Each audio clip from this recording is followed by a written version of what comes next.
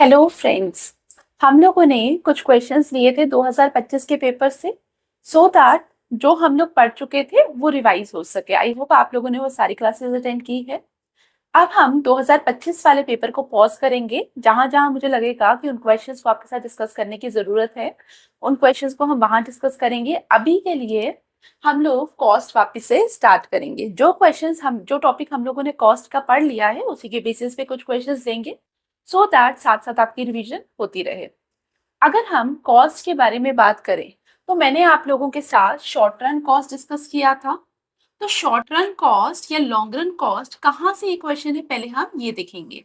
अगर आप इस क्वेश्चन को ध्यान से देखें हमारे पास क्या है। Even as fixed average cost continues to fall the average variable cost begins to rise because. देखिए अभी तक हम लोगों को कुछ नहीं पता कि वेदर क्वेश्चन जो है हमारा शॉर्ट रन से पूछा जा रहा है या लॉन्ग रन से पूछा जा रहा है। लेकिन अगर हम इसके ऑप्शंस पढ़ते हैं तो क्या लिखा होता because returns two factor returns two factor returns two factor. तो रिटर्न्स टू फैक्टर हम किसके अंदर बात करते हैं शॉर्ट रन।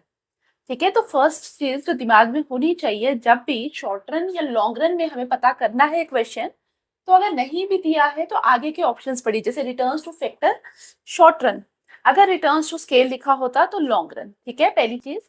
दूसरी चीज हमारे पास क्या दिया है क्वेश्चन में, even as fix average cost continues to fall. Diagram बनाएंगे। Fix average cost continues to fall. Average fix cost की डायग्राम इस तरीके से होती थी, मैंने आपको डायग्राम्स पढ़ाई है। और डायग्राम्स आर वेरी इंपॉर्टेंट। जब आप कॉस्ट कर रहे हैं, मार्केट स्ट्रक्चर कर रहे हैं, तो यहाँ पे डायग्राम जो है बहुत इंपॉर्टेंट है। तो एवरेज फिक्स कॉस्ट की डायग्राम ये है।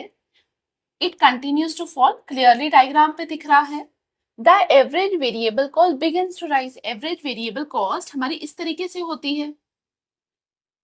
अगर आप इन दोनों डायग्राम्स को देखो, उसने बोला कि एवरेज फिक्स कॉस्ट तो लगातार फॉल कर रहा है, लेकिन जब एवरेज फिक्स कॉस्ट फॉल भी कर रहा है तब एवरेज वेरिएबल कॉस्ट स्टार्ट करके अराइज करना। ऐसा क्यों है?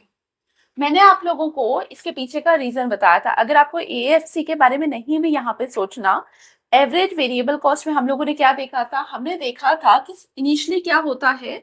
Initially increasing returns two factor होता था। रिटर्न्स टू फैक्टर की वजह से कॉस्ट क्या करती थी, एवरेज वेरिएबल कॉस्ट फॉल करती थी।